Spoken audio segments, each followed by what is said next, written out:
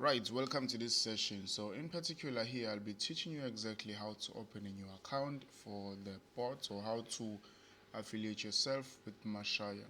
So you're going to log into your account and then you go to the home page or other under my accounts. After clicking in one of those, then make sure that you are under real account.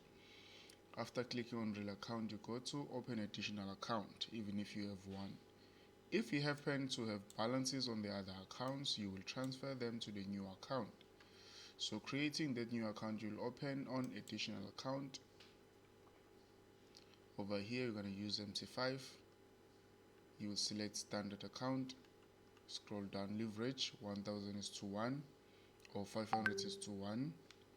On the base currency, it can be USD or ZAR depending on your country.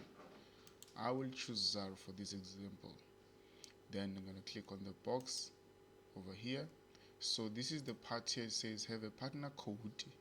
You're going to click on enter here, and then here on the space you will put copy 714, and then you continue, and then from here you'll put the password of which you used on your registration of your account on the first step.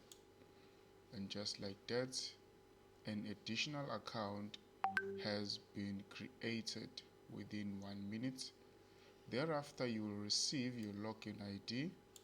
You will receive your server, which is here.